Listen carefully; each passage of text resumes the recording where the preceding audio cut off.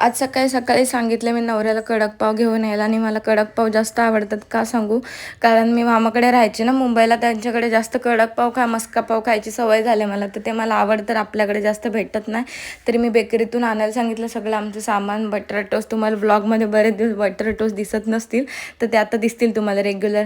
आणि माझं थोडंसं ना मी स्किन केअर करत होती, कारण तुम्हाला माहिती आहे माझ्या पिंपल्सचे छोटे छोटे डाग आलेत, जे मी असे नखाने हे केले त्याच्यामुळे ब्लॅक ब्लॅक आले. तर मी तिथे लावत होती हळद आणि साह्याने. कधीतरी असा आपला दिवस असतो जेव्हा कामाचाच दिवस असतो, तर मी आज ठरवलेलं सगळं साफसफाई करून टाकेल. तर सगळ्या पायपुसण्या वगैरे धुवून काढल्या पहिला आणि हॉल सगळा झाडून घेतला. खिडक्या वगैरे सगळे पुसत होती. हॉल माझा डन झाला. त्याच्यानंतर मी आली बेडरूमकडे. बेडरूम पण आज झाडून घेतला. मुहूर्त लागला फायनली. कधीपासून मला साफसफाई करायचीच होती, तर फायनली असं ठरवलं. आणि मग एकदा ठरवलं की सगळंच करावं लागतं मला. तर मी सगळं झाडाझाड करून सगळं पुसापूस करून सगळं ठेवत होती. POP वगैरे वरचं सगळं झाडला. हॉल तर मस्त मस्त झालं एकदम. त्याच्यानंतर मला किचनकडे पण जायचं होतं. किचनचं जास्त काय साफसफाई करायचं टेन्शन नव्हतं, कारण आपण रेग्युलर चालूच असतं. फक्त थोडंसं वरचं वगैरे झाडायचं होतं, ते सगळं मी करून घेतलं.